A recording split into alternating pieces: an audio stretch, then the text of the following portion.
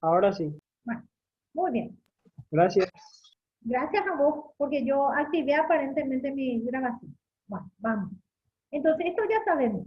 El oxalacetato se convierte en malato.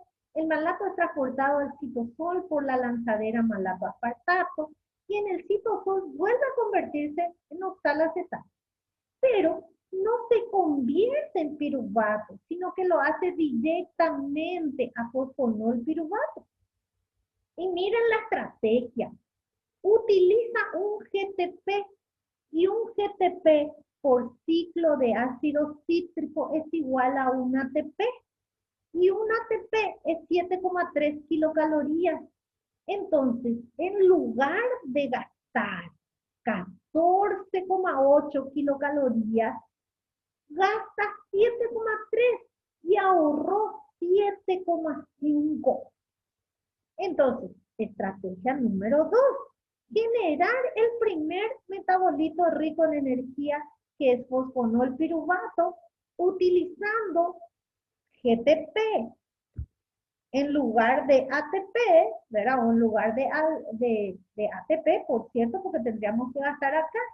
Y vuelve a perderse el CO2 en el citosol.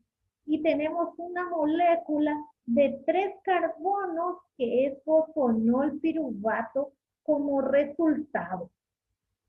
Esta reacción es catalizada por la fosfonol piruvato carboxiquinasa. Hubo una fosforilación y hubo una pérdida de una molécula de CO2.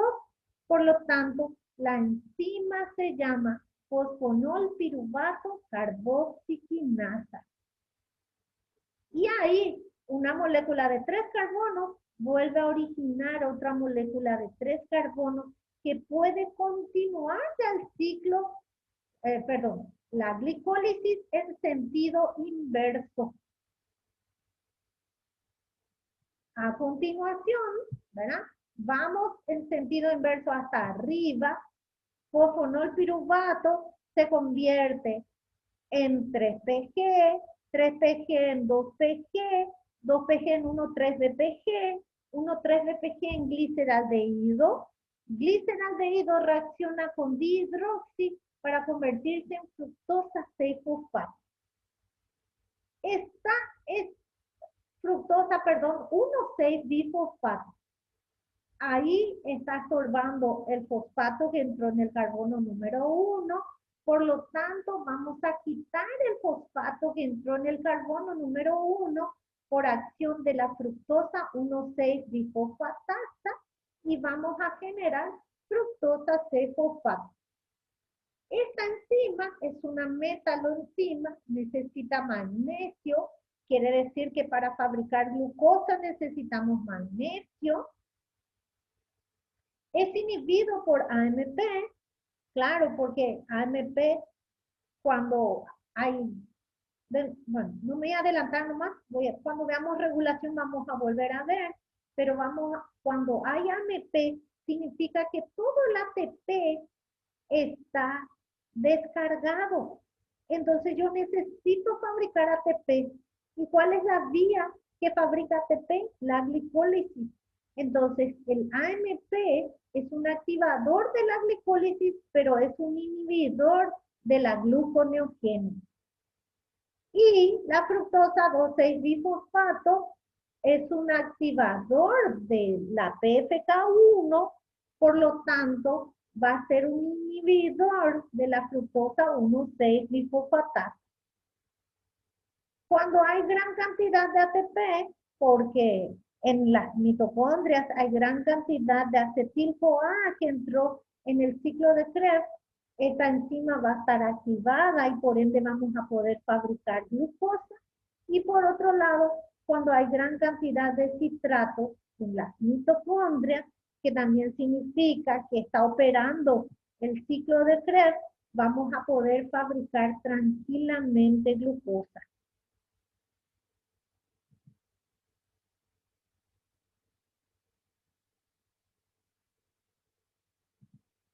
Bueno, y por último, la última reacción, perdón, la última reacción que me permite ya liberar glucosa al torrente sanguíneo es la reacción catalizada por la glucosa 6-fosfatasa. Fructosa 6-fosfato se convierte a glucosa 6-fosfato y glucosa 6-fosfato va a sufrir la última hidrólisis para liberar el fosfato del carbono número 6 y generar glucosa libre.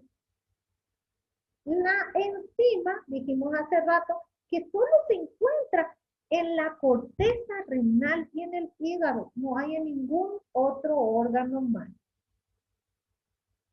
¿Dónde ocurre esta última reacción? En el retículo endoplásmico rugoso. La glucosa 6-fosfato necesita un transportador y este transportador se llama glucosa 6-fosfato translocasa. Este transportador mete glucosa 6-fosfato y saca fosfato inorgánico. Miren, mete glucosa 6-fosfato y saca PI, que es el producto de la reacción de la glucosa 6-fosfata. Y acuérdense que en el retículo endoplásmico rugoso había GLUT7. El GLUT7 es el transportador que envía glucosa al citosol y por ende del citosol va a pasar al torrente sanguíneo. Entonces, no olvidar que el transportador de la glucosa hacia el interior del retículo endoplásmico rugoso se llama glucosa 6-fosfato translocasa y hace antipod glucosa 6-fosfato con el producto de la reacción catalizada por la glucosa 6-fosfatasa, que es fosfato inorgánico.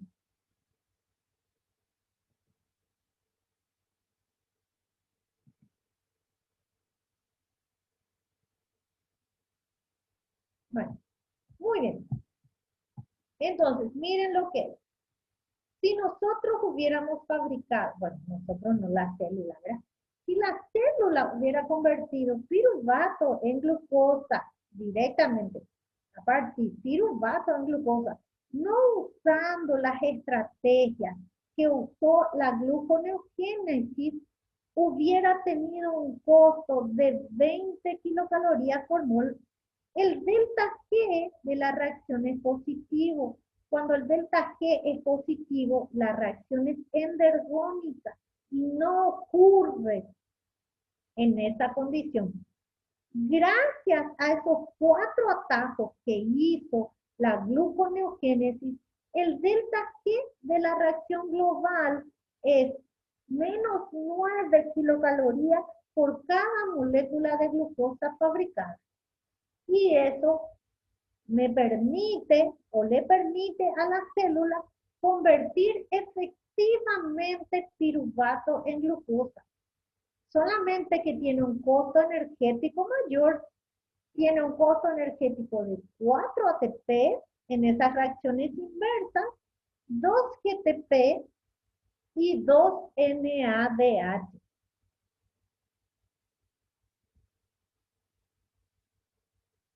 Un segundito, les quiero mostrar esa reacción, ¿verdad? Un ratito nada. Voy a salir de esta. Estoy a punto de terminar. Quiero irme a la reacción que nos permite ver. Miren acá. Acá fíjense.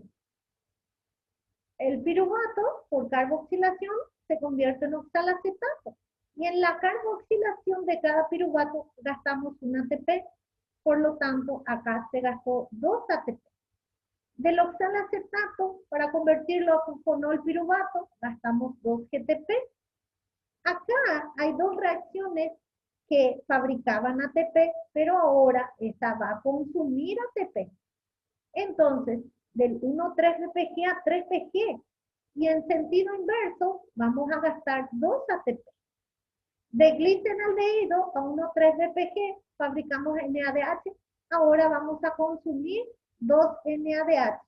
Por lo tanto, el costo energético de la gluconeogénesis es 4 ATP, 2 GTP y 2 NADH. ¿Se ve el costo energético en esta gráfica? ¿Sí? ¿Se entiende por qué tuvo ese costo energético? ¿Sí?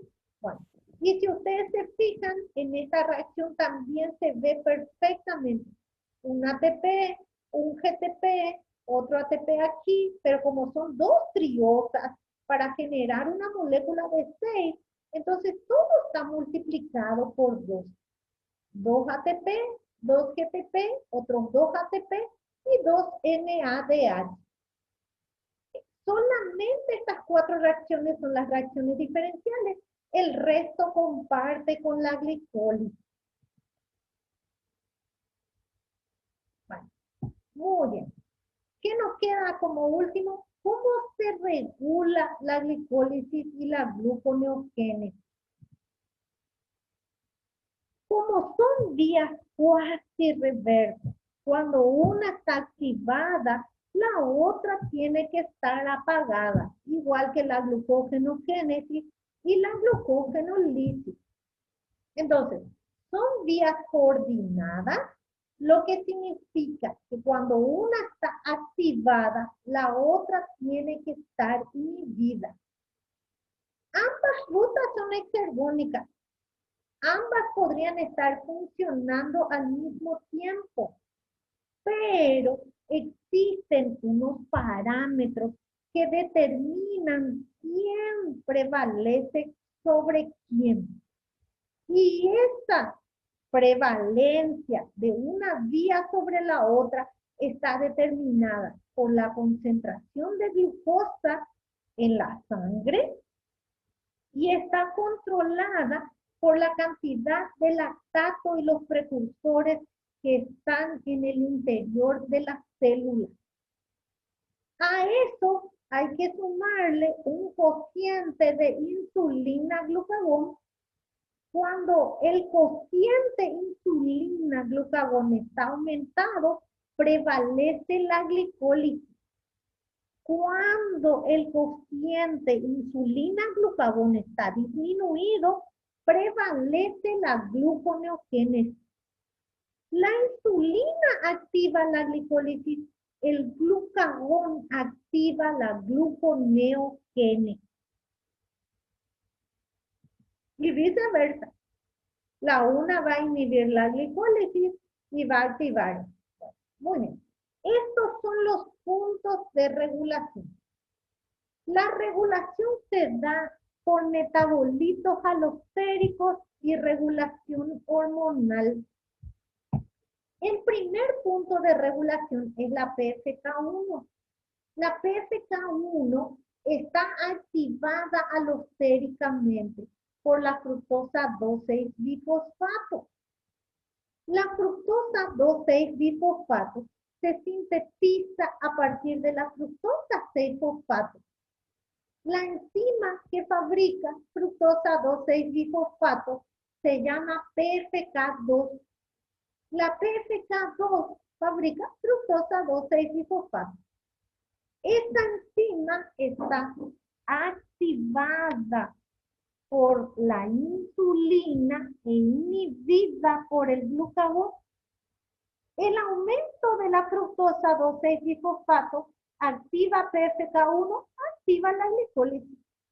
El glucagón inhibe a la PFK2, disminuye fructosa 2,6-bifosfato, por lo tanto se activa fructosa 1,6-bifosfatasa y por ende se activa la gluconeogénesis.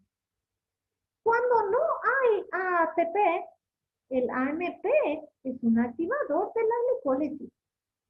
Cuando hay ya cantidad de ATP, el ATP inhibe la glicólisis. El exceso de citrato le está diciendo, a la pucha, demasiado mucho ya tengo para el ciclo de Krebs. Suspendémonos un chiquito, por favor. Entonces, se bloquea la glicólisis.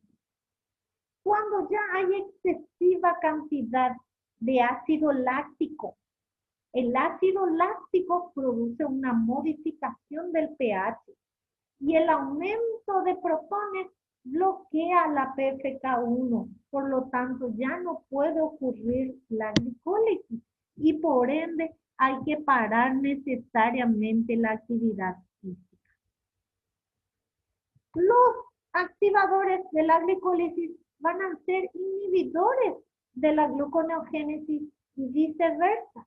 Los que inhiben la glicólisis van a activar la gluconeogénesis. Punto 2 de regulación. Fosfonol piruvato carboxitinasa. Esta enzima es inhibida por el ADP. Lógico, ¿por qué? Porque la disminución de ATP significa que el ATP está en forma descargada, o sea, en forma de ADP. ¿Qué necesitamos? Que se active la glicólisis. La piruvato-quinasa es activada por fructosa 1,6-bisfosfato. Este es un tipo de regulación muy particular porque no es feedback negativo. Miren, es un metabolito que está antes activa a la enzima que está por delante y no viceversa. No es el producto el que inhibe a la enzima.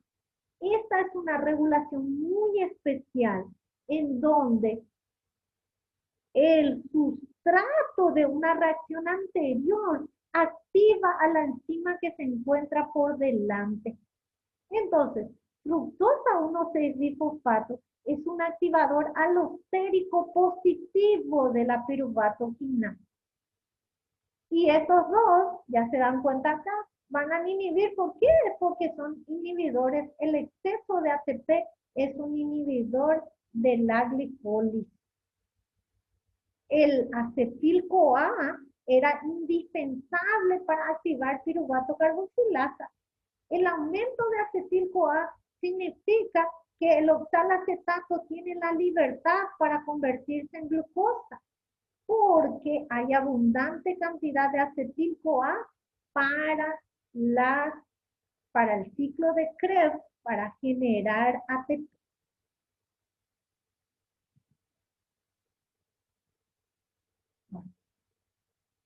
Esto es de vuelta un repaso de lo siguiente, ¿verdad? Que en la primera etapa la enzima regulada es la PFK1 y su paralela, que es la fructosa 1,6-bisfosfatasa. El aumento del AMP significa que hay baja carga energética, hay necesidad de fabricar ATP, por lo tanto se va a activar la glicólisis.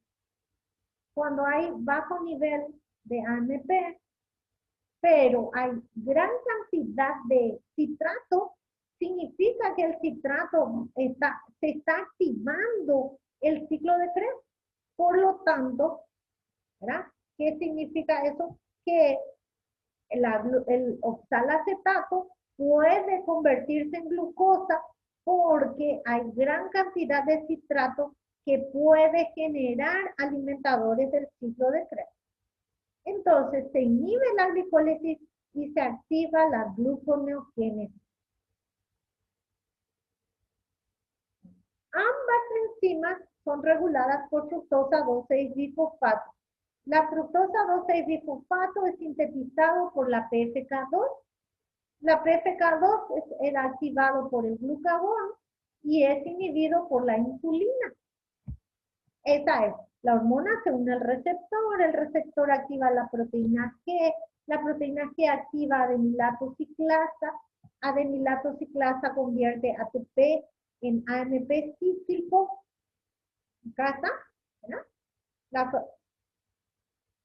La hormona en ATP en AMP cíclico y el AMP cíclico activa la proteína quinasa que por fosforilación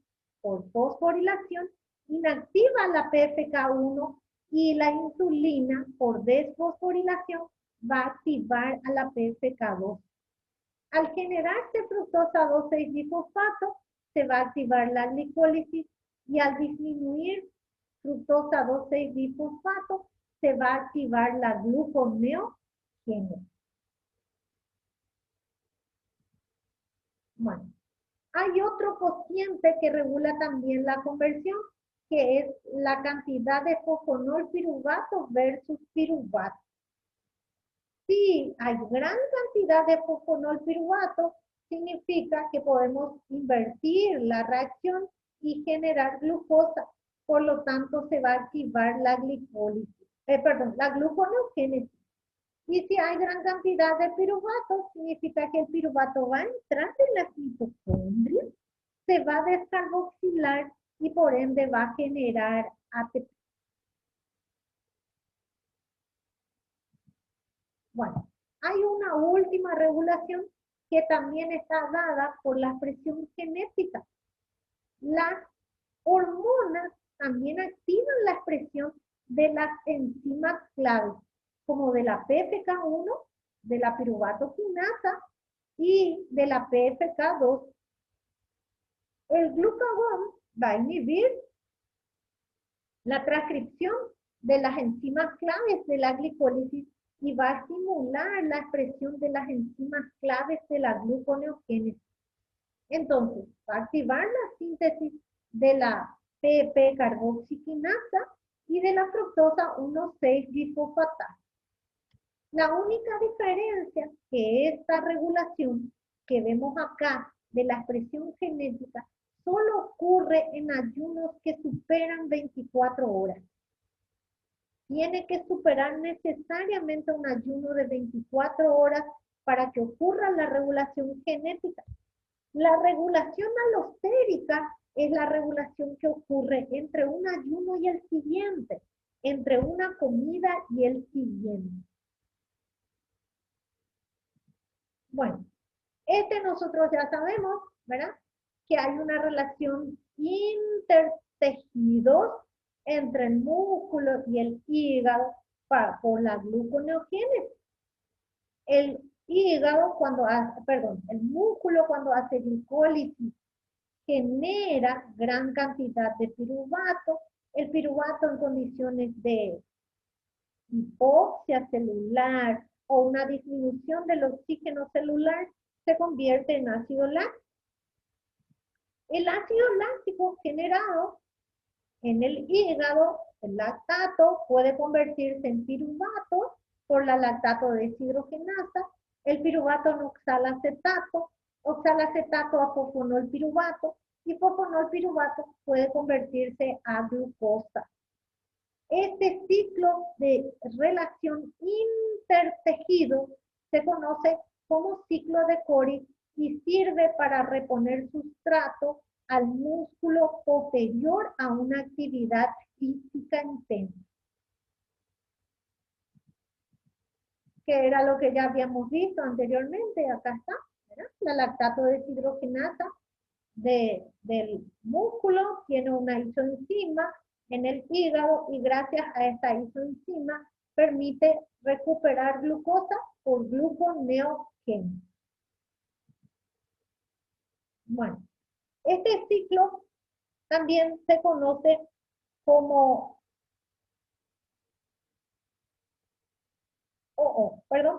hay otro ciclo que es similar al ciclo de Cori, pero en este caso participa la alanina. En el caso en que participa la alanina, tenemos transaminación. La alanina por transaminación puede generar piruvato y el piruvato puede generar glucosa por gluconeogénesis. Entonces, el lactato puede convertirse en piruvato, el piruvato por transaminación puede convertirse en alanina y la alanina en el hígado puede también convertirse en glucosa. El músculo, si no envía ácido láctico al hígado, le envía alanina. Y gracias a esta interrelación, intertejido, permite generar glucosa por gluconeogénesis, pero solo y únicamente para reponer sustrato. Bien, eso era coordinación de la... Es lo mismo que acabamos de decir, ¿verdad? Es exactamente lo mismo El piruvato en el músculo y en las células de la sangre se convierte en ácido láctico. El piruvato, si hay glicólisis aeróbica, se convierte en CO2 más agua. El piruvato puede convertirse en aminoácido, en alanina por transaminación, y a la inversa, alanina puede convertirse en piruvato, ¿verdad? En el riñón, el ácido láctico puede también convertirse en piruvato, y el piruvato puede convertirse en glucosa. Bueno, esta es nuestra última diapositiva. Ya vimos anteriormente, es solamente el mismo rendimiento energético para tener en cuenta finalmente. Quiero que atiendan un chiquito algo. ¿Por qué la toxicidad del alcohol? La clase pasada habíamos visto que el alcohol era sumamente tóxico. Y acá está la explicación de una de esas toxicidades. O por qué evidentemente es tóxico. El etanol es un potente inhibidor de la gluconeogénesis. ¿Por qué? Porque el etanol, cuando se oxida por alcohol deshidrogenasa, genera acetaldehído neurotóxico y NADH. Como aumentó la cantidad de NADH, fíjense, como aumentó la cantidad de NADH, entonces, ¿cuál es el inconveniente del exceso de NADH generado en el citosol? Que hace que la reacción inversa que ocurre en el hígado, en donde el ácido láctico vuelve a convertirse en piruvato para generar NADH, no ocurra. ¿Por qué? Porque en el hígado ya hay gran cantidad de NADH. Entonces, el lactato queda atrapado como tal. Y por ende, al no tener piruvato, no vamos a tener oxalacetato, y al no tener oxalacetato, no vamos a tener glucosa. Ojo, el lactato generado, repito, en el músculo, va al hígado. En el hígado, la lactato deshidrogenasa hepática convierte el lactato en piruvato. Pero en el hígado ya hay gran cantidad de NADH. Entonces, se bloquea, se inhibe la lactato deshidrogenasa por el exceso de NADH que se generó durante el metabolismo del etanol, y no hay piruvato para fabricar glucosa. Lo mismo ocurre en la reacción catalizada por la malato deshidrogenasa. El malato que salió al citosol para volver a convertirse en oxalacetato es bloqueado. Por ende, no hay ni piruvato proveniente del lactato ni oxalacetato proveniente de malato. Como no se puede obtener ni piruvato ni oxalacetato, no hay gluconeogénesis. Por lo tanto, el alcohólico hace hipoglicemia y desvanecimiento por hipoglicemia después de una intoxicación con alcohol. Muy bien, esa era mi última diapositiva. Entonces, repaso, Mar,